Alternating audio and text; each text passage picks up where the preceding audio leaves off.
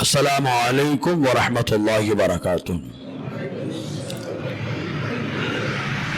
جو موضوع چل رہا تھا، کیا حضور صلی اللہ علیہ وسلم کے لیے لفظ گناہ بول کر خلاف اولا کی نیت صحیح ہے؟ اصول و مسلمات کی روشنی میں ایک قسط اس پر آئی، ابھی دوسری قسط کا آغاز ہو اس سے پہلے آئیے آقا نامدار مدینے کے تاجدار، دونوں عالم کے مالک و مختار، حبیب پروردگار، شافع روز شمار کی بارگاہ میں ہدیہ درود و سلام پیش کریں۔ پڑھیں بآواز بلند، صلی اللہ علیہ صلی اللہ علیہ وسلم، صلاۃ و سلام علیک یا سیدی یا رسول اللہ صلی اللہ تعالی علیہ وسلم۔ ایک بار اور جھم کر پڑھ لیں، صلی اللہ علیہ صلی اللہ علیہ وسلم، صلاۃ و سلام علیک یا سیدی یا رسول اللہ صلی اللہ تعالی علیہ وسلم۔ معزز سامعین کرام، بات یہاں سے اٹھی کہ کسی نے مضمون لکھا، اخبار بھی دکھایا اس سے پہلے ڈسپلن کا، کہ عاشوراء کے تعلق سے لکھتے ہوئے آئے اور کہا یہی وہ دن ہے جس میں حق تعالیٰ نے محمد صلی اللہ علیہ وسلم کے اگلے پچھلے گناہ معاف فرمائے۔ انہوں نے مضمون لکھا، اس کے اوپر پھر چاروں طرف سے معاملات، ادھر سے ادھر سے ادھر سے ادھر سے لوگوں نے خلط مباحث بھی کر دیا۔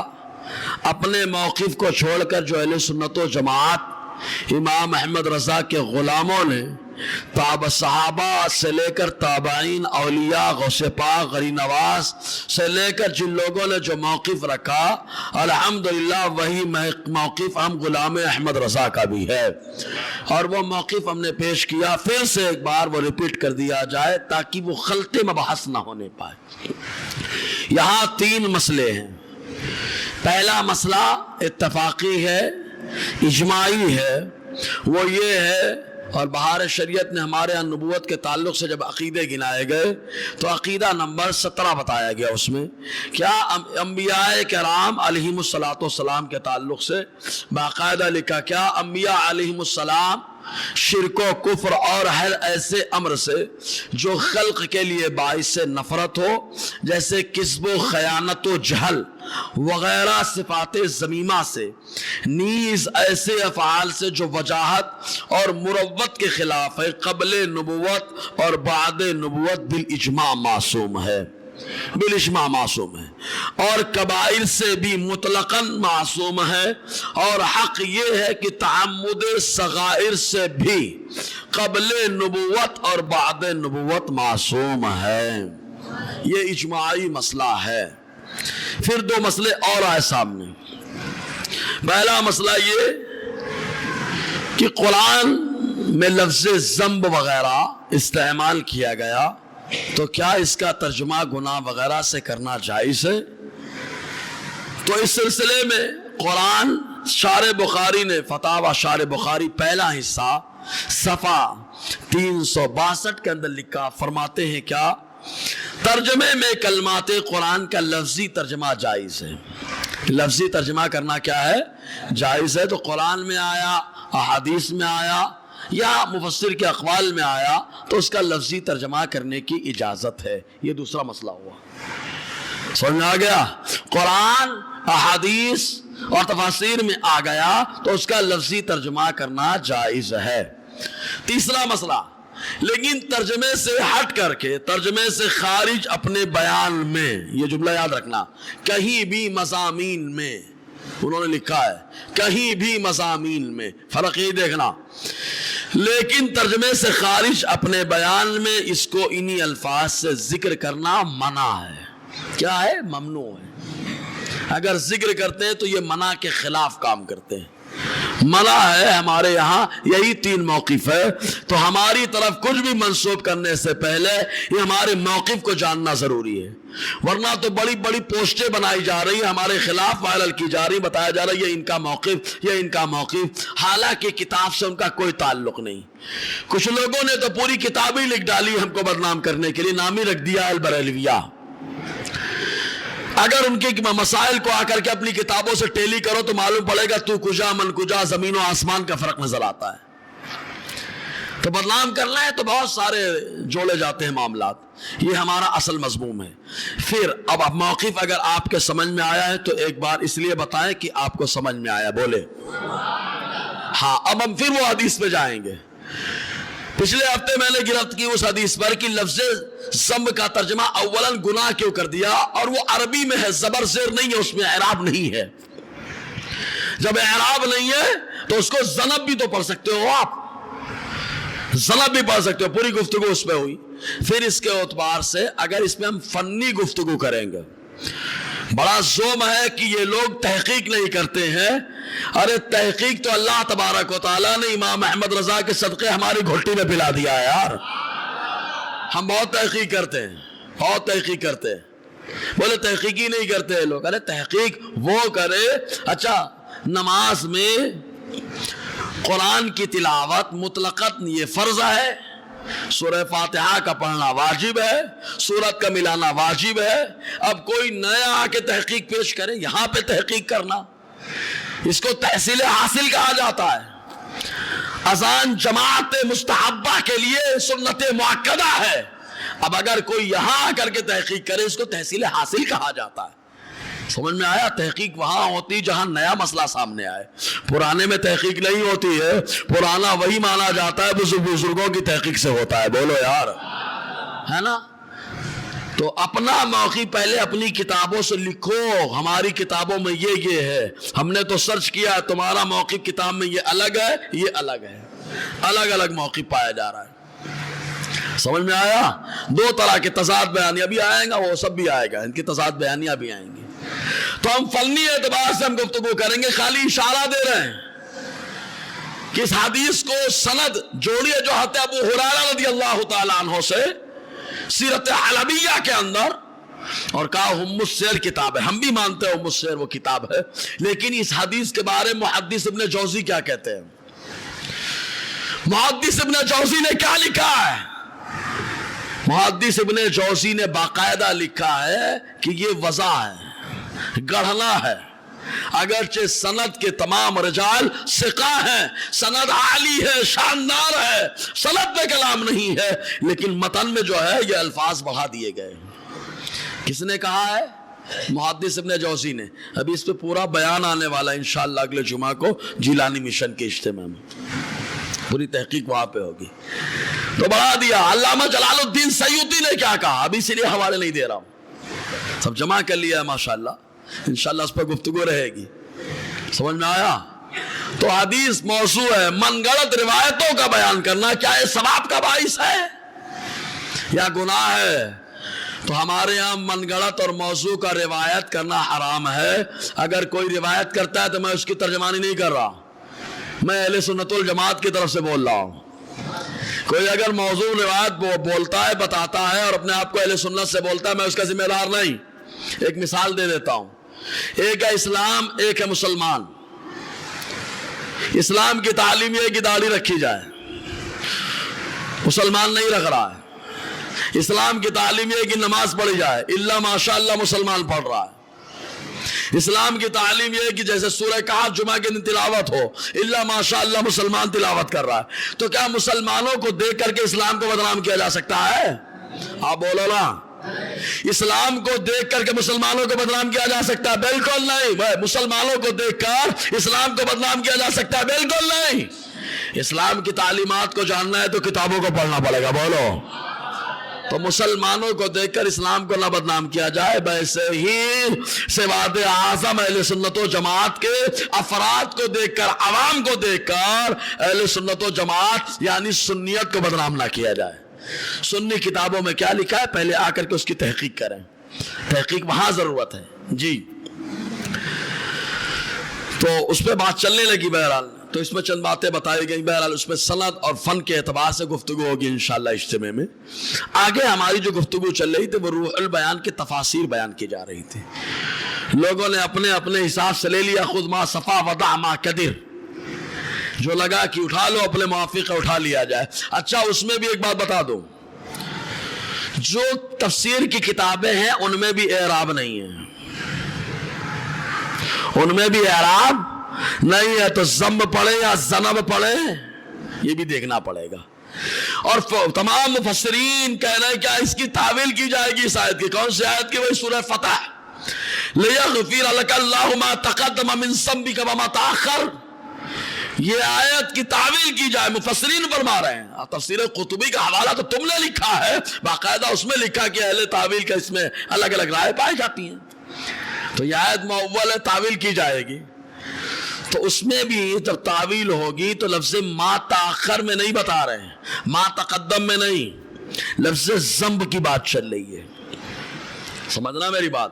ما تقدم جو پہلے ہو چکا ہے, تو چاہے قبل نبوت, چاہے قبل فتح مکہ یا قبل صلح حدیبیہ, اس میں تو کوئی بات ہی نہیں ہے, تو کئی اقوال پائے جا سکتے ہیں. لیکن گفتگو کس میں؟ لفظ ذنب میں ہے. جتنی تفسیر کی کتابیں ہیں, جتنی تفسیر کی کتابیں بغیر زبر زیر کے, ذنب بھی تو پڑھ سکتے ہو. اور جب ذنب پڑھو گے تو معلوم کیا ہوگا کہ اللہ تعالیٰ نے محبوب آپ کے صدقے آپ کے اگلوں اور پچھلوں کو معاف فرما دیا ہے. آکاش ذنوب, ذنوب المقدمات, ذنوب بولے ذنب کی جمع ذنوب اور ذنب کی جمع اذناب. تو ہم نے کہا جہاں ذنوب آیا ہے انہوں نے اپنے اعتبار سے بات پیش کی ہے. ہو سکتا ہے وہاں ذنوب الزام کے معنی میں لے لیا ہو, ذنوب الزام کے معنی میں لے لیا ہو. پہلے کے جو الزامات ہیں اور بعد کے جو الزامات ہیں, اللہ اے محبوب اللہ نے آپ کے سارے الزامات کو ختم فرما دیا ہے یار, ہے نا. بہت ساری ہو سکتی ہیں باتیں, جب عالم سے بات ہوگی بیٹھ کے تو بات ہوگی وہاں پہ. تو تفسیریں چل رہی تھی, تو 2-3 تفسیریں لوگوں نے اپنے اپنے حساب سے پیش کر دی ہیں. تو میں نے حوالہ جان بوجھ کے دیا تھا روح البیان کا. روح البیان میں ٹوٹل 11 تفسیریں ہیں. اس آیت کی کتنی تفسیریں ہیں؟ 11 تفسیریں ہیں. شاید 5 تفسیریں میں نے آپ کے سامنے رکھی تھی. چھٹی تفسیر سے آغاز کریں, چھٹی تفسیر سے آغاز کریں گے. پوری تفسیر لکھتے تو خود کلیئر ہو جاتا نا. اسی لیے ہم لوگ ڈنڈے ونڈے نہیں مارتے, ماپ تول میں کمی نہیں کرتے بھائی. قطر بے اونت ہمارا کام نہیں ہے. قطر بے اونت تو شاید تمہارے گھٹی میں پلایا گیا ہو. قطر بے اونت سے کام لینا ہو, خلط مباحث کرنا بھی شاید تمہاری گھٹی میں ہو, اور بغیر حوالے کے ہمارے نظریات کو پیش کرنا شاید تمہاری گھٹی میں ہو. حوالے سے کوٹ کرو ہمارا نظریہ کیا ہے. سمجھ میں آیا؟ حوالہ ہونا چاہیے. حوالے کے ساتھ کتاب میں, کون سی کتاب میں وہ کتاب دکھاؤ ہم کو. سمجھ میں آیا؟ تو دیکھو روح البیان میں 5 تفسیریں پیش کی تھی, چھٹی چل رہی تھی, شاید چھٹی تفسیر چل رہی تھی. اس میں یہ کہ آقا علیہ السلام نے چھٹی تفسیر, خلاصہ یہ کہ 2 تفسیر, ما تقدم سے مراد کیا ہے, ما تاخر سے مراد کیا ہے. کہا حضور صلی اللہ علیہ وسلم نے بدر کے دن اللہ تعالیٰ کی بارگاہ میں کہا تھا, اے اللہ اگر ان کو فتح نہ ملی تو روئے زمین پر تیری عبادت کبھی نہ ہو سکے گی, فلا تعبد ابدا. حضور صلی اللہ علیہ وسلم نے وہاں پر یہ کہا. اور غزوہ حنین کے موقع پر آقا علیہ السلام نے جب کفار سے مقابلہ چل رہا تھا, بڑے زبردست جنگجو لوگ, ان سے مقابلہ ہو رہا تھا, تو نئے نئے جو فتح مکہ کے موقع پر اسلام میں داخل ہوئے تو مقابلے میں اترے, میدان چھوڑ کر کے بھاگے. پھر مصطفیٰ جان رحمت اور پرانے صحابہ یہ میدان میں آئے. مصطفیٰ نے پتھر لیا, پھر کچھ مٹی لیا, اور مٹی لینے کے بعد دم کیا, اور دم کر کے پڑھ کے ان کے چہرے پہ پھینک دیا. اللہ تعالیٰ نے فتح عطا فرما دیا ہے. میں تیرے ہاتھوں کے صدقے کیسی کنکریاں تھی, بولو نا یار, میں تیرے ہاتھوں کے صدقے کیسی کنکریاں تھی وہ جن سے اتنے کافروں کا دفعتاً منہ پھر گیا, ہے نا. تو آقا علیہ السلام نے اپنے چچا عباس سے فرمایا اگر میں ایسا نہیں کرتا تو ہم لوگوں کو شکست ہو جاتی. تو یہ بات کا معاملہ ہوا. بدر میں حضور نے یہ کہا تو اللہ تبارک و تعالیٰ نے کہا محبوب, یہ کون فرما رہا ہے؟ علامہ اسماعیل حقی, محبوب آپ نے جو وہ جملہ کہا اور جو آپ نے یہ جملہ کہا تو سنیے, وہاں پر آپ کو یہ کیسے علم ہوا کہ اگر یہ لوگ فتح ہو جائے, یہ لوگ شکست کھا جائیں گے تو میری عبادت نہ ہوگی. ارے آپ کو تو یہ علم ہونا چاہیے کہ یہ لوگ باقی رہیں گے اور انہی کے ذریعے سے اسلام پھیلے گا. بولو یار, اسلام پھیلے گا. تو وہ جو معاملہ ہوا اور یہ جو کہا کہ میں نے اگر نہیں پھینکا ہوتا تو یہ فتح نہیں ملتی, تو اللہ تعالیٰ نے فرمایا محبوب ان دونوں معاملات کو ہم نے آپ کے لیے معاف فرما دیا. بولو یار. ایک تفسیر یہ ہے, چھٹی تفسیر. اب چھٹی تفسیر کی لکھتے ہوئے 7ویں پہ آ جائیے. علامہ اسماعیل حقی فرماتے ہیں کہ ابو علی روزبادی کہتے ہیں لو کانا ذنب قدیم, او حدیث لغفرناہ لک. ایک اس کا یہ مطلب ہوتا اے محبوب اگر آپ کے پرانا ذنب ہوتا, میں نے لفظ ذنب کو ذنب پڑھا, الزام کے معنی میں بھی ہو سکتا ہے نا. اے محبوب اگر آپ کا پرانا ذنب ہوتا یا نیا ذنب ہوتا, لغفرناہ لک, تو سارے ذنب کو میں آپ کے لیے معاف کر دیتا. بولو یار, اگر ہوتا تو معاف کر دیتا. یہ بھی ایک تفسیر ہے نہیں. پھر بھی ایڈوانس میں اعلان ہو رہا ہے محبوب ٹینشن مت لینا, ہم نے سب معاف کر دیا. بولو یار. اب ہم جا کر کے لفظ لو پہ گفتگو کریں, نحویر پڑھائیں کہ لفظ لو کس کے لیے آتا ہے, گرامر کیا کہتا ہے یہاں پہ, ٹھیک ہے. تو اس نے بتایا کہ اگر نیا یا پرانا ہوتا تو ہم آپ کے لیے معاف کر دیتے. ہے ہی نہیں ہے جی. اور آگے بڑھیے. ابو علی قدس سرہ کہتے من کبار العارفین, یہ بڑے عرفاء میں سے ہیں, عارف باللہ میں سے ہیں. یہ بڑی اچھی بات کہتے ہیں خلاصہ کے طور پر. یہ جو بات کہتے ہیں فَكَيْفَ يَصْدِرُ عَنْهُ مَا هُوَ أَبْعَدُ عِنْدَ الْعُقُولِ. شاید علمی گفتگو ہو رہی نا تو تھوڑا سا سستی چڑھ رہی. ہم لوگ کرامت میں زیادہ رہتے ہیں نا, اور کرامت نے تو ہم لوگوں کو اتنی کرامت دکھا دی کہ ہماری کرامت ہی ہم کو نظر آتی. خالی کرامت کا انکار بھی نہیں کیا جا سکتا. کرامت تو یہ اولیاء کو اللہ نے عطا فرمایا ہے نا, کرامت کا بھی ہم انکار نہیں کر سکتے. لوگ تو آج ان کو کرامت کا علم ہو رہا ہے, لوگ آج بیان کر رہے ہیں. الحمدللہ قرآن نے تو بہت پہلے ہی اولیاء کی کرامتوں کو بیان فرما دیا ہے, بہت پہلے بیان فرما دیا ہے. تو ابو علی قدس سرہ یہ کبار عارفین میں سے عارف باللہ ہیں, انہوں نے لکھا ہے, بڑی اچھی بات لکھی. کہتے ہیں کیا فَكَيْفَ يَصْدِرُ عَنْهُ مَا هُوَ أَبْعَدُ عِنْدَ الْعُقُولِ بَلْ كَلَامُهُ مِنْ قَبِيلِ قَوْلِهِ مَنْ عَرَفَ اللَّهَ عَرَفَ كُلَّ شَيْءٍ. کہتے ہیں حضور صلی اللہ علیہ وسلم سے وہ بات کیسے صادر ہو سکتی ہے جو عقل سے بڑی دور ہے. وہ بات کیسے صادر ہو سکتی ہے جو عقل سے بہت دور ہے. بلکہ مصطفیٰ کا کلام تو اس درجے میں ہے کہ من عرف اللہ عرف کل شیء, یعنی جس نے اللہ کو جان لیا اس نے دنیا کی ہر چیز کو جان لیا ہے. جس نے بھی جانا اللہ کو اس نے ہر چیز کو جان لیا. تو مصطفیٰ نے اللہ کو جانا ہی نہیں ہے, دیکھا بھی ہے.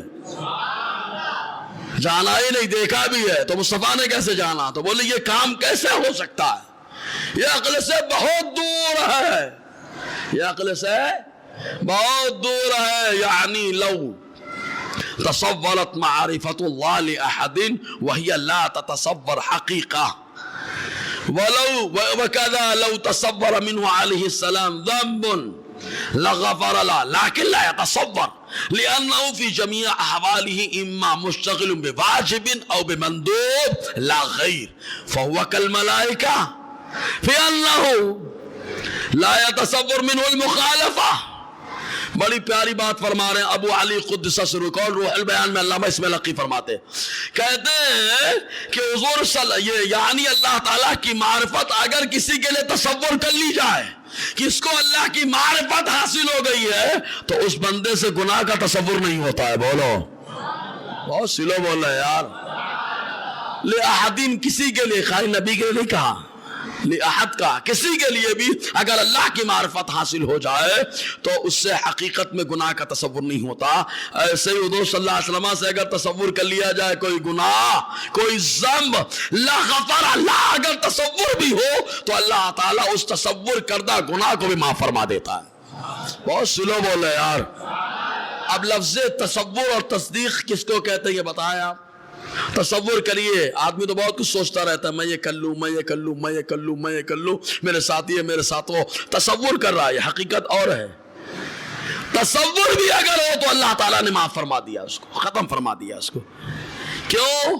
اس لیے کہ آقا علیہ السلام کی طرف سے خالی اتنا ہی تصور ہوتا تھا ہما وقت کہ مصطفیٰ جان رحمت یا تو واجب میں لگے ہیں, اللہ تعالیٰ کی طرف سے جو واجب ہے اس کو ادا کر رہے ہیں, یا اللہ تعالیٰ نے جو مستحب و مندوب کا حکم دیا ہے وہ مصطفیٰ کر رہے ہیں.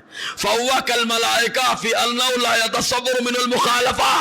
تو مصطفیٰ ملائکہ اور فرشتوں کی طرح اس معنی کر کہ وہ اللہ تعالیٰ کی مخالفت کبھی نہیں کرتے. بولو جیسے فرشتے اللہ کی مخالفت نہیں کرتے، وَيَفْعَلُونَ مَا يُؤْمَرُونَ، جو اللہ انہیں حکم دیتا ہے وہی کرتے ہیں، تو ویسے مصطفیٰ سے مخالفت کا تصور نہیں ہوتا۔ بول دو یار۔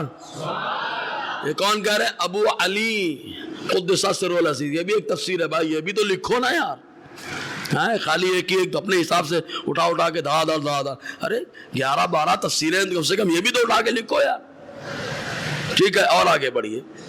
8ویں تفسیر۔ 8ویں تفسیر تو ان کے لیے قیامت ہے، قیامت، واللہ بتا رہا ہوں ان کے لیے قیامت ہے، کیونکہ 8ویں تفسیر میں مغفرت کا معنی لیا ہے عصمت، حفاظت۔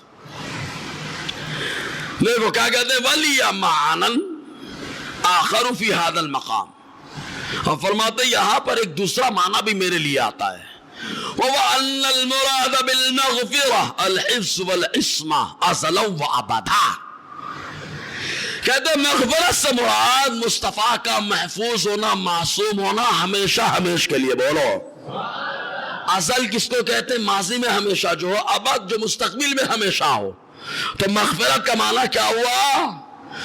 حفاظت اور معصوم ہونا، حفظ و عصمت، ازل و ابد کے اعتبار سے۔ تو معنی آیت کا معنی کیا ہے؟ آیت کیا ہے؟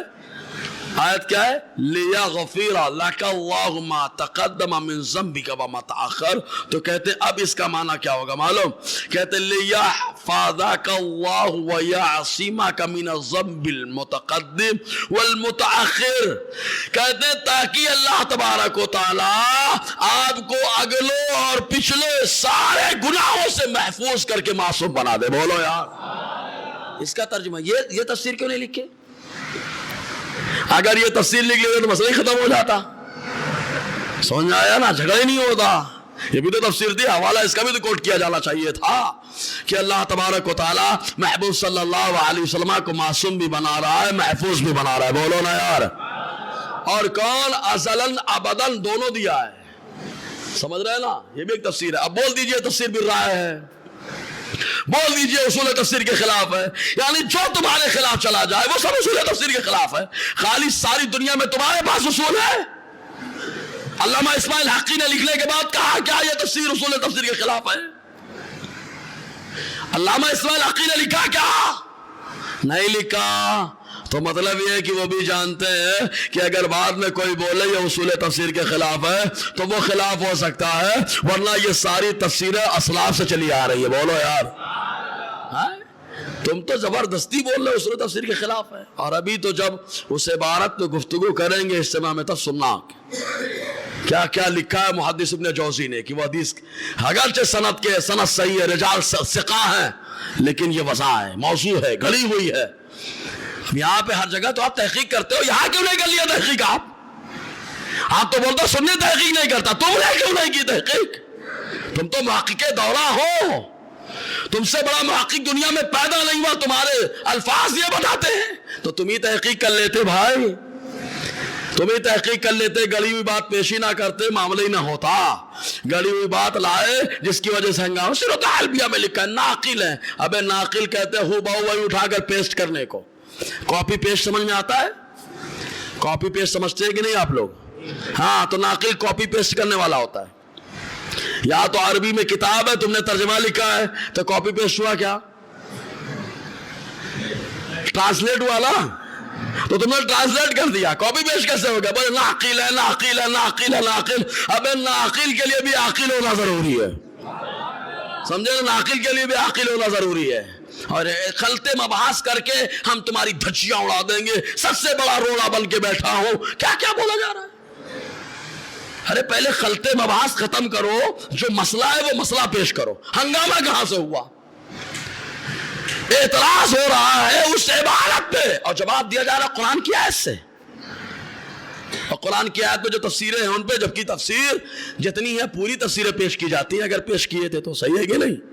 پورا پیش کرتے نا، ورنہ منورنجن کا نوٹ بھی ہاتھ میں آ جاتا ہے۔ سنو، تو کیا کہا وَلِيَ مَعْنًا آخَرُ فِي هَذَا الْمَقَامِ، اس مقام پر میرا ایک دوسرا معنی بھی ہے، وہ کیا ہے معلوم؟ وَهُوَ أَنَّ الْمُرَادَ بِالْمَغْفِرَةِ الْحِفْظُ وَالْعِصْمَةُ أَصَلًا وَأَبَدًا، کہ مراد مغفرت سے حفظ و عصمت ہے ازلی اور ابدی طور پر۔ تو معنی ہوگا تاکہ اللہ آپ کو محفوظ رکھے، آپ کو معصوم رکھے، پہلے گناہ سے بھی اور بعد والے گناہ سے۔ بولو یار، یہ تفصیل اگر پیش کر دیتے مسئلہ ہی ختم ہو جاتا۔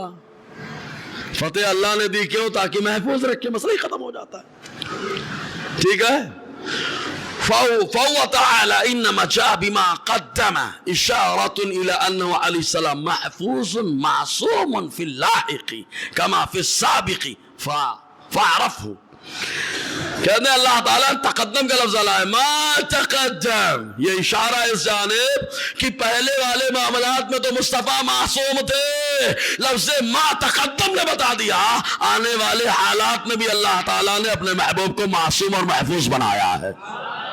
پہلے تو معصوم تھے، آنے والے حالات میں بھی محفوظ و معصوم ہے۔ یہ بھی ایک تفسیر ہے۔ اب آگے بڑھیے، نویں تفسیر لے لیجئے۔ نویں تفسیر بھی ان کے لیے ٹینشن کا باعث ہے، نویں تفسیر بھی ان کے لیے ٹینشن کا باعث ہے۔ بھائی ہو سکتا ہے کھڑے ہو جائیں، اصول تفسیر کے خلاف ہے، خالی دعویٰ ہاتھ برہانکم ان کنتم صادقون۔ جی نویں تفسیر آؤ، علامہ اسماعیل حقی فرماتے ہیں فی الفتوحات المکیہ، فتوحات مکیہ میں ہے استغفار الانبیاء لا یکون عن ذنب حقیقتا کذنوبنا۔ فتوحات مکیہ میں ہے انبیاء کرام کا استغفار کرنا، استغفار کرنا، انبیاء کرام کا استغفار کرنا۔ حضور نے فرمایا میں روزانہ 70 مرتبہ استغفار کرتا ہوں۔ اور ایک موقع پہ تو جو کچھ لوگ حدیث کوٹ کر رہے ہیں، بولے حضور نے اپنے لیے استعمال کیا، ارے ابو بکر کو کیا سکھائے یہ بھی تو بتاؤ۔ کچھ دعائیں مصطفیٰ نے ابو بکر کو سکھائی ہیں، بولو نا، ان میں یہ الفاظ استعمال کیا۔ کچھ دعائیں آقا علیہ السلام نے ہاتھ اوس سے روایت جو حدیث ہے اس میں آقا علیہ السلام نے امتیوں کو سکھایا کہ یہ الفاظ کہو، ابھی تو سب باقی ہے بھائی۔ جی تو انبیاء کلام کا استغفار کرنا لا یکون عن ذنب حقیقتا، ہمارے گناہوں کی طرح گناہ کی وجہ سے نہیں کرتے وہ استغفار۔ وَإِنَّمَا هُوَ أَمْرٌ يَضُوقُ عَنْ عُقُولِنَا، یہ ایسا معاملہ ہے جو ہماری عقلوں سے باریک ہے، پرے ہے، باریک ہے۔ لِأَنَّهُ لَا ذَوْقَ لَنَا فِي مَقَامِهِمْ، کیونکہ ہمارے اندر انبیاء کرام کے مقامات سمجھنے کا ذوق نہیں ہے، مقام مصطفیٰ جاننے کا ذوق نہیں ہے، ورنہ تم ایسے الفاظ استعمال ہی نہیں کرتے۔ کیونکہ مصطفیٰ پہ جب جب کسی نے حملہ کیا جواب میرے اللہ نے دیا ہے۔ بولو یار، تم نے مقام مصطفیٰ کو سمجھا ہی نہیں، ہمارے اندر ذوق نہیں پایا جا رہا ہے۔ دیکھو فتوحات مکیہ کے اندر، لہذا فلا يجوز حمل ذنوبهم على ما نتعقله نحن من الذنب، فرماتے لہذا جائز نہیں ہے ان کے لفظ ذنوب کو ان پر محمول کرنا جو ہم سمجھتے ہیں، جو ہم گناہ سمجھتے ہیں، ان گناہوں پر ان کو محمول کرنا یہ درست نہیں ہے، جائز نہیں ہے۔ یہ بھی ایک تفسیر ہے۔ اب اعلیٰ جو لکھا ہے نا آپ کے اگلوں اور پچھلوں، وہ والی تفسیر آ رہی ہے۔ اور اس سے پہلے عطا خلاصانی کی تفسیر بیان کی گئی ہے کہ آپ کے اگلوں سے مراد آپ کے باپ آپ کے جد کریم حضرت آدم علیہ السلام، اور بعد سے مراد آپ کی امت ہے، یہ بتایا گیا نا۔ اب ایک اور تفسیر سنو، وقال الشعرانی فی الکبریت الاحمر، علامہ شعرانی نے الکبریت الاحمر کے اندر لکھا ہے، کہتے ہیں جائز ہے کہ محمول کیا جائے یہ لیغفر لک اللہ ما تقدم من ذنبک وما تاخر، لفظ ذنبک میں جو مضاف ہے، جو نسبت ہے یہاں پہ، کہتے ہیں اس نسبت کو محمول کیا جائے علی نسبت الذنب الیہ من حیث ان شریعته ہی التي حکمت بانه الذنب فلولا اوحی الیہ ما کان ذنبا فجمیع ذنوب امته یضاف الیہ والى شریعته بهذا التقدیر۔ یہاں پر کہتے ہیں اس کو مجاز مان لیا جائے کہ ذنب کی نسبت حضور کی طرف اس طور پر ہے کہ آپ کی شریعت نے حکم لگایا ہے کہ یہ ذنب ہے، اگر حضور کو وحی نہ ہوتی تو ذنب بالکل نہ ہوتا۔ صحیح ہے نا؟ قرآن آیا تو اس کی مثال دے رہا ہوں، شراب پہلے حلال تھی کہ حرام؟ زور سے بولو۔ تو جنہوں نے پیا حرام کام کیا یا حلال کیا؟ حلال کیا، حلال ہے، لیکن جیسے شریعت کا حکم آیا اب پینا کیا ہو گیا؟ حرام ہو گیا، گناہ ہو گیا. تو شریعت مصطفیٰ نے حکم لگایا ہے نا کہ یہ گناہ ہے. اگر مصطفیٰ کی شریعت نہیں آتی تو یہ معاملہ ہی نہیں آتا. سمجھ میں آیا نا؟ تو کہتے ہیں اس معنی کر جمیع ذنوب امتی یضاف الیہ و الی شریعتہ. کہتے ہیں اس تقدیر پر امت کا سارا گناہ حضور کی طرف یا حضور کی شریعت کی طرف نسبت کی جاتی ہے اس کی. سمجھ میں آیا؟ تو اس کا معنی کیا ہوگا؟ نسبت ذنب کا. یہ جو ذنب ہے یہ حضور کی طرف نسبت کی گئی ہے معنی مجازی کے طور پر. مطلب یہ ہے کہ امت کے گناہ کو آپ کی طرف منسوب کر دیا گیا. اب اگر یہ علامہ شعرانی کی بات سن لو کہ امت کے گناہ کو آپ کی طرف منسوب کر دیا گیا اور حضور کی امت تو پہلے بھی ہے بعد میں بھی ہے. حضور کی امت پہلے بھی ہے بعد میں بھی ہے. پہلے حضرت آدم سے لے کر، کیونکہ سارے نبی مصطفیٰ کے امتی ہے. لَتُؤْمِنُنَّ بِهِ وَلَتَنْصُرَنَّ. محبوب کا زمانہ پانا تو ایمان لانا. تو سارے نبی مصطفیٰ کے امتی بولو، سارے نبی مصطفیٰ کے امتی اور بعد نبی مصطفیٰ کے امت. تو نسبت امت کے ذنب کو مصطفیٰ کی طرف منسوب کر دیا گیا. تو معنی کیا ہوگا تفسیری طور پر؟ تاکہ اللہ تعالیٰ آپ کے اگلوں اور پچھلوں کے گناہوں کو معاف فرما دے. بولو. یا علامہ عبد الوہاب شعرانی رحمت اللہ علیہ فرما رہے ہیں الکبریت الاحمر کے اندر، اور روح البیان ہر مسجد میں تقریباً پائی جاتی ہے کتاب. وہاں پہ اٹھا کر کے عربی عبارت اٹھا کر کے دیکھو، سمجھو اس کو. اور تحقیق کا بڑا زوم ہے تو تحقیق کر کے دیکھو. ڈائریکٹ حالات کو الٹا سیدھا بولنا. ارے رضا کسی کو سمجھ میں نہیں آتے ہیں، اور جس کو سمجھ میں آتے ہیں وہ کوثر نیازی جیسا ہوتا ہے، پارٹی چینج کر لیتا ہے ڈائریکٹ. اور جس کو سمجھ میں آتے ہیں وہ مسئلے رضا ہوتے ہیں، شیب شیل سنت کی طرح. ہاں سمجھ میں آیا؟ بہت ساری باتیں ابھی ٹھیک ہے. جھوٹی باتیں منسوب کرنا یہ اچھی بات تو نہیں ہے. اور قطر بے اونس سے کام کون لے رہا ہے آپ لوگ اندازہ لگا لینا. پڑھ لو مضمون تحریریں لوگوں کی تحریریں پڑھو اور یہ تفسیریں پڑھو. سب میرے پاس کتاب موجود ہے. سمجھ میں آیا؟ یہ 10ویں تفسیر ہے. کیا بھاری بات کی. اب آگے جملہ سنو. وَكَذَلِكَ ذَنبُ كُلِّ نَبِيٍّ ذَكَرَهُ وَقَدْ قَالُوا لَمْ يَعْصِ آدَمَ وَإِنَّمَا عَصَى بَنُوهُ الَّذِي كَانُوا فِي ظَهْرِهِ.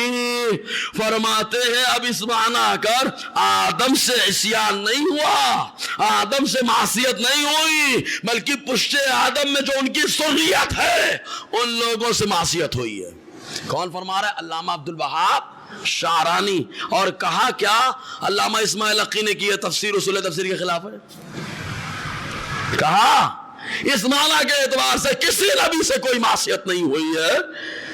اگر کوئی کہے تو آدم علیہ السلام نے معصیت نہیں کی، ان کی ذریت جو پشت میں تھی انہوں نے کیا. بتاؤ یہ کون کہہ رہا ہے؟ علامہ عبد الوہاب شعرانی. زور سے بولو نا یار.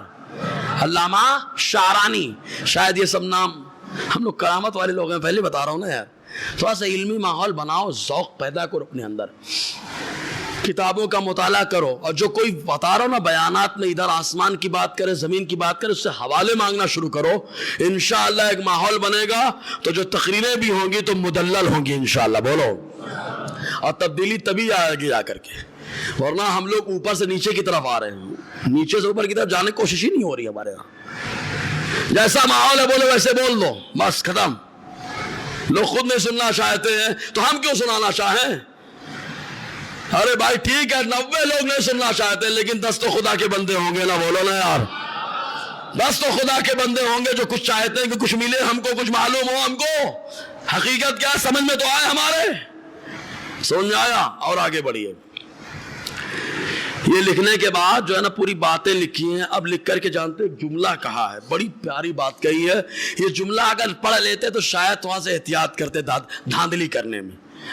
وَمِنَ الْوَاجِبِ عَلَى كُلِّ مُؤْمِنٍ انتحال الأجوبة لأكابر جهده وذلك مما يحبه الله ويحبه من أحبنا عنه ففهم هذا اعتقادنا الذي نلقى الله عليه ان شاء الله. فرماتے کہ یہ واجب ہے ہر مومن پر، ہر مومن پر واجب ہے. کس پر واجب ہے؟ زور سے پہلے بولو کس پر؟ مومن بولے تو ایمان والا. مومن بولو تو ایمان والا. ہر ایمان والے پر واجب ہے کہ جواب میں حیلہ کرے اکابر کے لیے پوری کوشش کے ساتھ, تاکہ یہ بات کلیئر ہو جائے کہ یہ حیلہ کرنا اس میں سے ہے جسے اللہ پسند کرتا ہے نا. اللہ پسند کرتا ہے حیلہ کرے جواب دینے کا. ٹھیک ہے. اس کے بعد کیا کہا, یہ ہمارا ایسا عقیدہ ہے کہ جس کے ساتھ ہم اللہ سے ملنے والے ہیں انشاءاللہ.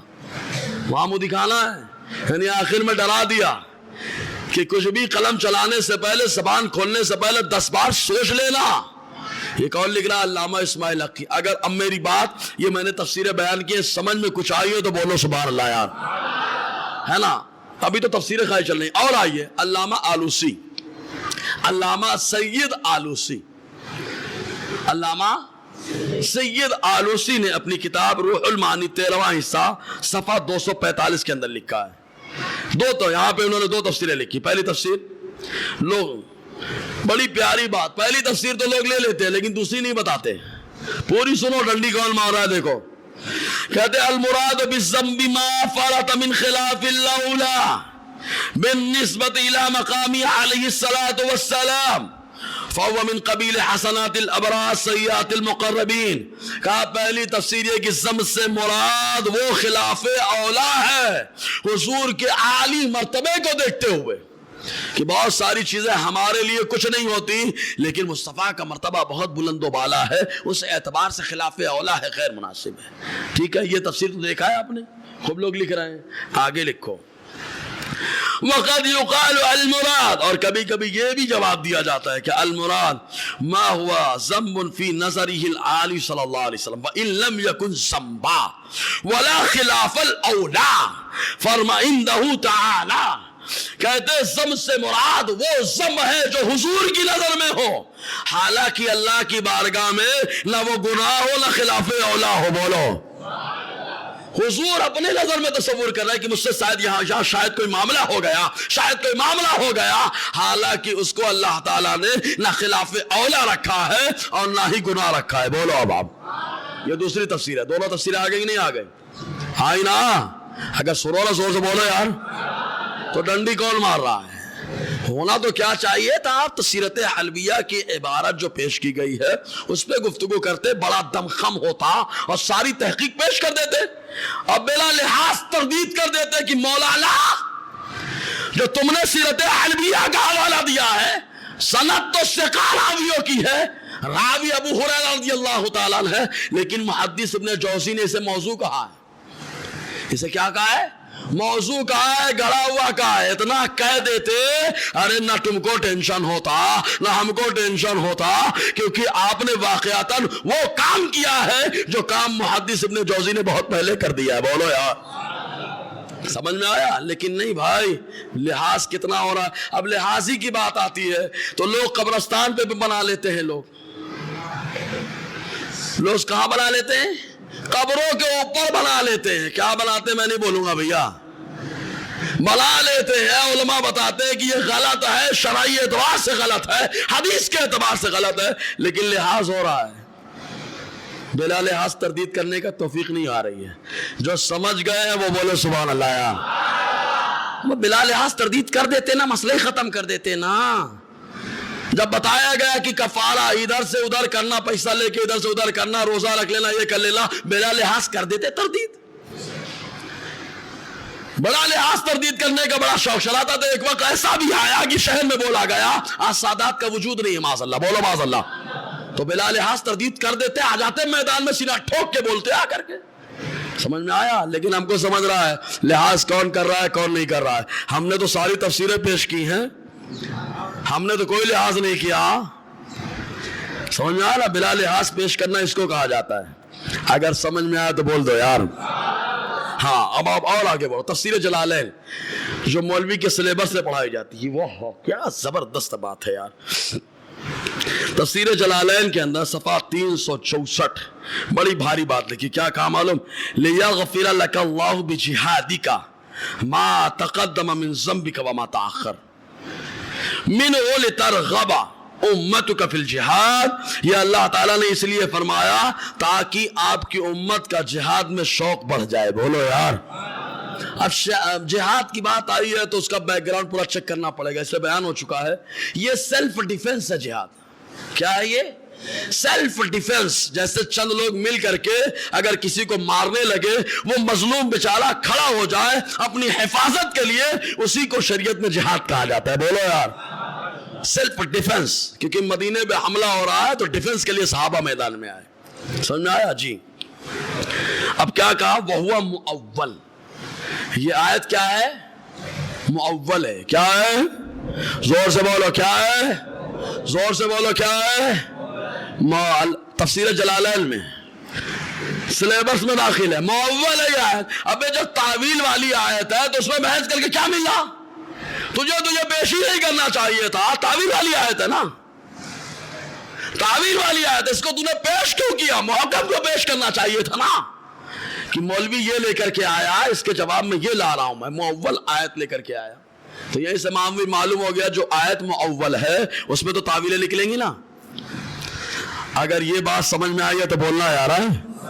مسئلہ کیا ہے؟ کئی طریقے کی آیت ہے. قرآن میں بھی آیت سورہ آل عمران میں اللہ تعالیٰ فرماتا ہے کچھ محکم ہیں، کچھ متشابہ ہیں. سمجھے نا؟ جو محکم ہے وہ ام الکتاب ہے، وہی اصل ہے، ان سے مسائل نکلتے ہیں. جو محکم ہیں، جو متشابہ ہیں تو متشابہ کے بارے میں جو فتنہ پرور ہیں انہی کے چکر میں پڑے رہتے ہیں. ان میں کیا کہو گے، ان میں کیا کہو گے. سمجھ رہے نا؟ وَأَمَّا الَّذِينَ فِي قُلُوبِهِمْ زَيْغٌ فَيَتَّبِعُونَ مَا تَشَابَهَ مِنْهُ ابْتِغَاءَ الْفِتْنَةِ وَابْتِغَاءَ تَأْوِيلِهِ. تو جن کے دلوں میں زیغ ہے، ٹیڑھا پن ہے، دین سے مذاق اڑانے کا جذبہ ہوتا ہے، معاملہ ہوتا ہے، وہی لوگ ان چکر میں پڑے رہتے ہیں. سمجھ میں آیا؟ وَمَا يَعْلَمُ تَأْوِيلَهُ إِلَّا اللَّهُ وَالرَّاسِخُونَ فِي الْعِلْمِ يَقُولُونَ آمَنَّا. اور وہ لوگ ان کی تعبیر صرف اللہ ہی جانتا ہے، اور جنہیں اللہ نے خوب علم دیا بولتے ہم ایمان رکھتے ہیں، ہم ایمان رکھتے ہیں. سمجھ آئے گی نہیں؟ ہونا تو کیا چاہیے تھا؟ کوٹ کیا انہوں نے، اسی پہ آ کر کے آپ گفتگو کرتے. قرآن کی آیت لا کر کے آپ نے مؤول کو پیش کیا ہے. کس کو پیش کیا؟ زور سے بولو نا یار. مؤول. اب مؤول کبھی بیٹھنا پھر کبھی موضوع علمی لینا تو سمجھاؤں گا. ان میں تعویل تو نکلے گی نا. مؤول مطلب جس کی تعویل کی جائے. مؤول کا مطلب کیا ہوتا ہے؟ جس کی تعویل کی جائے. تو یہ آیت سورہ فتح کی جو دوسری آیت ہے وہ کون سی آیت ہے؟ زور سے بولو نا یار. مصباحی بول رہا ہے یا تفسیر جلالین کے اندر ہے؟ سب لوگ بولو نا کس کے اندر ہے؟ ہاں، تاکہ جواب دے سکے آپ. تفسیر جلالین کے اندر ہے جی. پھر اس کے بعد کیا بھاری بات لکھی، کہا وَهُوَ مُؤَوَّلٌ لعصمت الانبیاء علیہم الصلاۃ والسلام بالدلیل العقل القاطع من الذنوب. اس وجہ سے کہ دلیل قطعی عقلی سے یہ بات ثابت ہو چکی ہے کہ سارے نبی معصوم ہیں. بولو سارے نبی معصوم ہے. جب نبی معصوم ہے تو اس آیت کے بارے میں کیا کہا جائے؟ تو تفسیر جلالین کے اندر آئے یہ آیت مؤول ہے. یہ آیت کیا ہے؟ مؤول ہے. اس کی تعویل کی جائے. اسی لیے جو تم نے حوالہ پیش کیا ہے، ایک دوسرا آیا تھا میدان میں، وہ اکثر الرتا رہتا ہے، پھدکتا رہتا ہے، تو اس نے آ کر کے تفسیر قرطبی کا حوالہ دیا. تفسیر قرطبی. لیکن پوری بات اگر پیش کرنی تھی تو بھائی تو آپ واضح تو کر دیتے واختلف اہل التاویل فی معنی لیغفر لک اللہ ما تقدم من ذنبک وما تاخر. بتاؤ نا، تم نے لکھا بھی ہے، میں نے پرنٹ نکلوا کے رکھا ہے سب پورا. تمہیں لکھا بھی ہے کیا؟ اہل تعویل یعنی تعویل کرنے والوں کا اختلاف ہے سورہ فتح کی دوسری آیت کے معنی میں. معنی میں کیا ہے؟ اختلاف ہے. کس میں؟ اچھا لفظ میں اختلاف ہے کہ معنی میں؟ زور سے بولو یار. کس میں اختلاف ہے؟ زور سے بولو اور زور سے. لفظ میں کہ معنی میں؟ معنی میں اختلاف ہے. اچھا اختلاف کیا؟ کوئی کسی کو برا بلا بولا؟ نہیں بولا نا.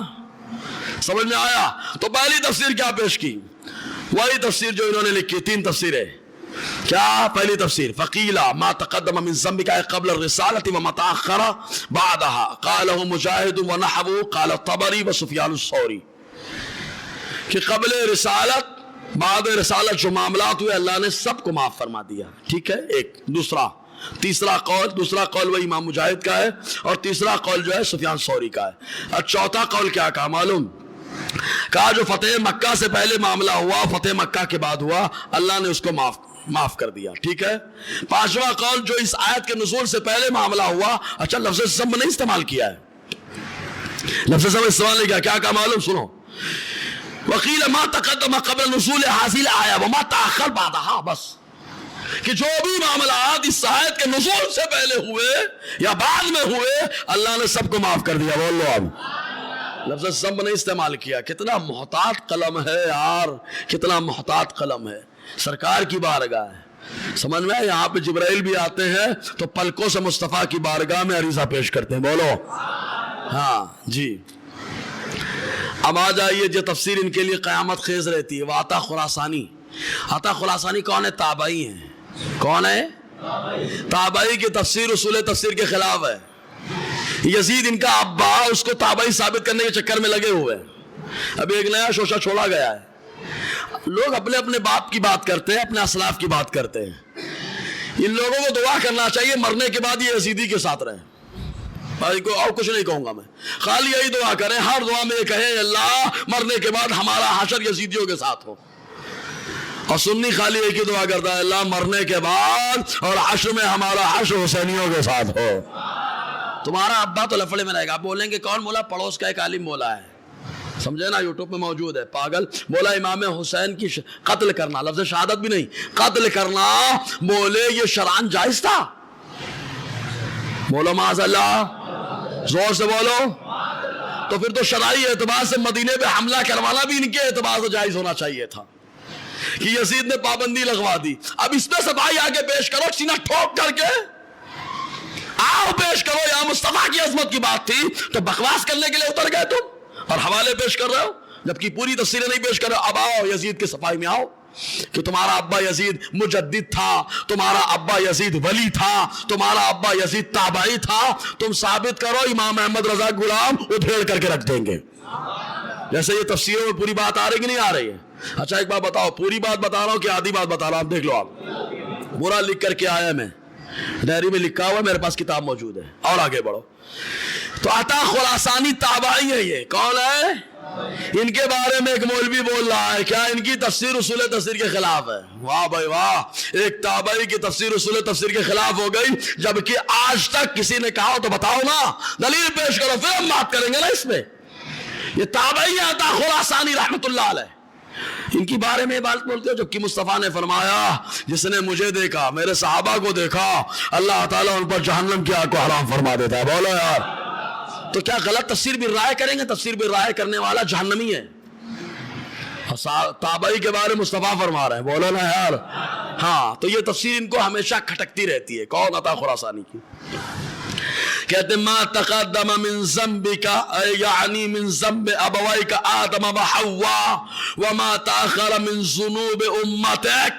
کہتے پہلے آپ کے ذنب سے مراد آپ کے والدین حضرت آدم و حوا کا ذنب ہے, اور بعد کے ذنب سے مراد آپ کی امت کا ذنب ہے. اللہ نے آپ کے صدقے سب کو معاف فرما دیا ہے. ہاں, عطا خراسانی کہہ رہے ہیں. ٹھیک ہے, اس کے علاوہ اور بھی باتیں ہیں, لیکن علامہ سمرقندی نے کیا کہا, کتنی تفسیریں کی. علامہ سمرقندی کی تفسیر سن لے, چونکہ وہ بھی حوالہ دیا گیا. پھر امام فخر الدین رازی نے 4 تفسیریں کی.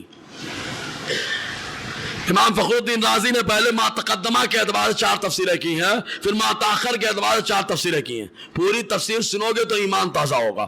پہلے علامہ سمرقندی کی بارگاہ میں چلتے ہیں. وہ کیا کہتے ہیں معلوم؟ جب اللہ تعالیٰ نے یہ آیت نازل فرمائی لیغفر لک اللہ ما تقدم من ذنبک وما تاخر, تفسیر سمرقندی تیسرا حصہ صفحہ 249, کہتے ہیں فقال المؤمنون ھذا لک فما لنا. اے اللہ کے نبی صلی اللہ علیہ وسلم, یہ اللہ نے آپ کی شان میں بتا دیا, ہمارے لیے کیا ہے؟ اللہ نے آپ کی شان کو اجاگر کیا ہے, ہمارے لیے کچھ ہے؟ فَنَزَلَ لِيُدْخِلَ الْمُؤْمِنِينَ وَالْمُؤْمِنَاتِ جَنَّاتٍ تَجْرِي مِن تَحْتِهَا الْأَنْهَارُ. تو اللہ نے آیت نازل فرمائی, یہ فتح ملی تاکہ ایمان والوں کا داخلہ جنت میں ہو جائے. یہ فتح ملی تاکہ ایمان والوں کا جنت میں داخلہ ہو جائے. منافقین مدینے میں تھے کہ نہیں تھے؟ وہ لوگ آئے, وہ لوگ کہے ہمارے لیے کیا ہے؟ فما لنا ہمارے لیے کیا فنزل ويعذب المنافقین والمنافقات. تب اس وقت اللہ نے آیت نازل فرمائی یہ فتح ایسی فتح ہے جس کی وجہ سے منافقوں کو سزا ملے گی, عذاب ملے گا, چاہے مرد ہو چاہے عورت. تینوں کے بارے حضور کے بارے میں, عام ایمان والوں کے بارے میں اور منافقین کے بارے میں. اس کے بعد علامہ زجاج کہتے ہیں انا فتحنا لکا یعنی فتح الحدیبیہ, یعنی اللہ نے آپ کو حدیبیہ فتح عطا فرما دی. حالانکہ مانڈولی ہوئی تھی, خالی صلح ہوئی تھی, لیکن اللہ نے اس کو فتح بتا دیا.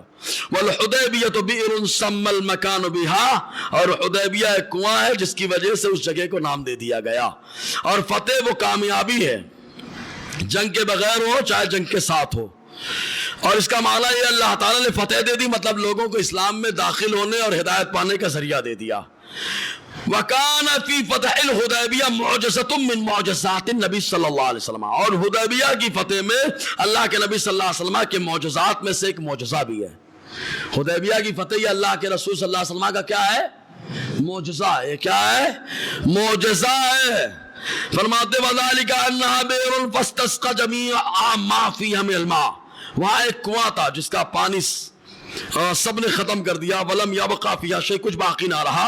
صحابہ نے جا کے عرض کیا فمزمز رسول اللہ ثم مجہ فیہا, حضور صلی اللہ علیہ وسلم نے وضو کیا اور کلی فرما دی. فضرت البئر بالماء, تو کنواں پانی سے جوش مارنے لگا. ہمیں رہنا پانی سے کنواں جوش مارنے لگا. اب اس کے بعد کہتے ہیں لیغفر لک, کہتے لام لام کہ ہے, مطلب یہ تاکہ اللہ تبارک و تعالی آپ کے یعنی آدم و حوا کے ذنب کو معاف فرمائے. بولو نا یار, ہاں وہ نسبت کر رہے ہیں. نسبت مجازی ہوئی کہ نہیں ہوئی؟ نسبت مجازی طور پر حضور کی طرف کر دی گئی. یہ مراد کیا ہے یہاں پر؟ آدم علیہ السلام. جی.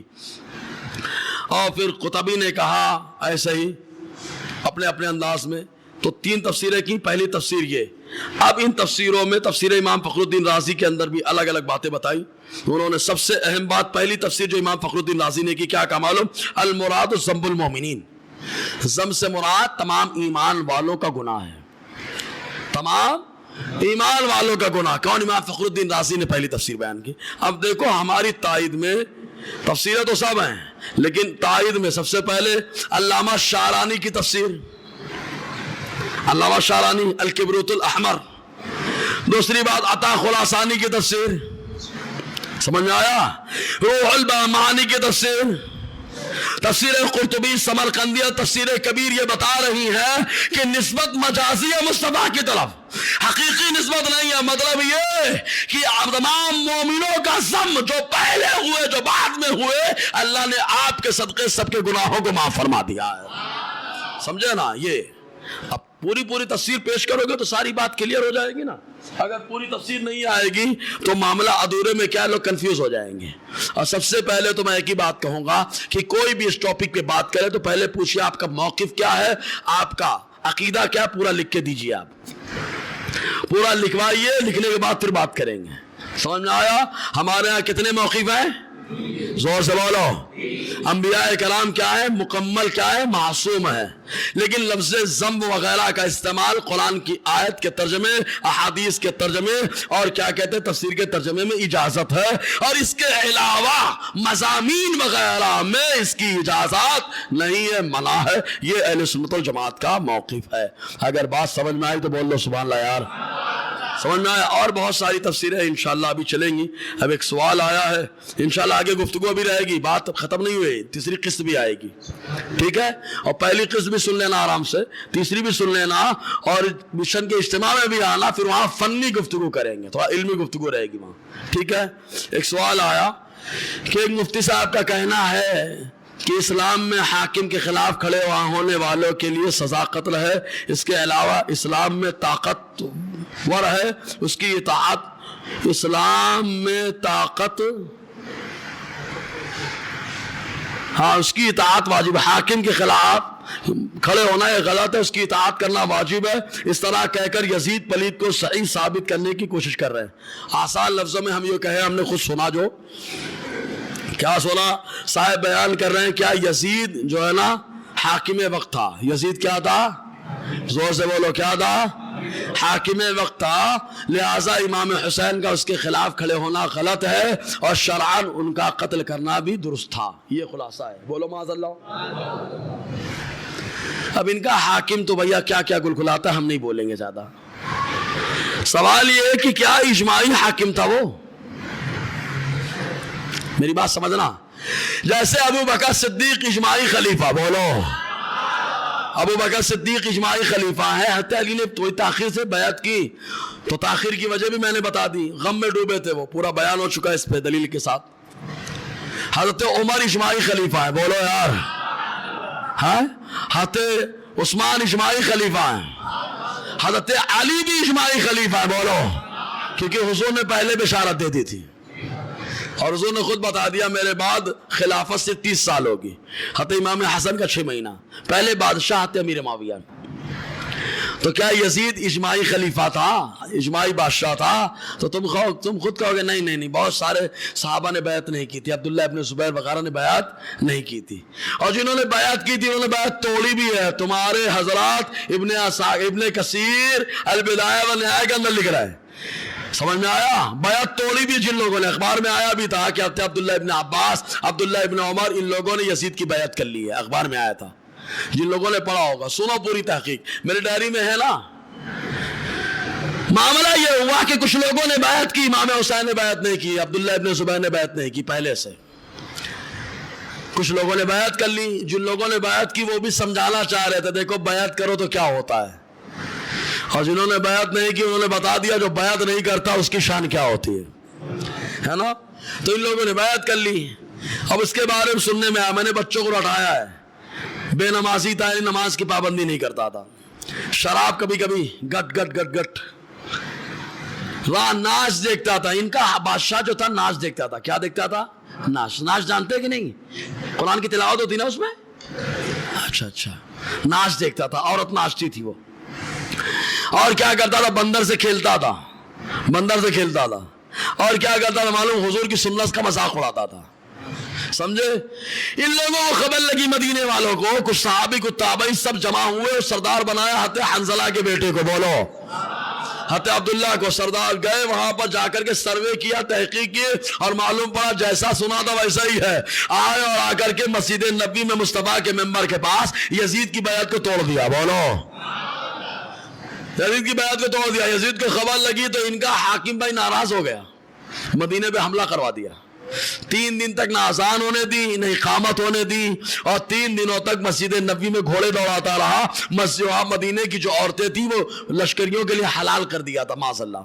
سمجھ میں آیا؟ یہ ہے پورا میٹر. اب بھائی ان کا حاکم ہے، ہم نہیں بول سکتے. آدمی اپنے اپنے حاکم کے بارے میں بات کرتا ہے، جو جس پارٹی میں ہوتا ہے اس پارٹی کے لیڈر کی بات کرتا ہے. تم اس کی پارٹی میں، تم اپنے لیڈر کی بات کرو. ہم حسینی پارٹی میں ہیں بھائی، ہم اپنے لیڈر کی بات کر رہے ہیں. تم اپنے لیڈر کی بات کرو، ہم اپنے لیڈر کی بات کریں گے. ہمارا لیڈر دنیا کا بھی لیڈر ہے، جنت کا بھی لیڈر ہے. تمہارا لیڈر تو لفڑے والا ہے. اب آگے ہم زیادہ بات نہیں کریں گے، انشاءاللہ یہ تصویریں بھی چلتی رہیں گی. دوران گفتگو غیر شرعی کلمات نکلے ہوں تو استغفر اللہ رب انقسمات بل اشہد ان لا الہ الا اللہ واشہد ان محمد عبدہ ورسولہ. جو لوگ سنت نہ پڑھو سنت پڑھو. السلام علیکم.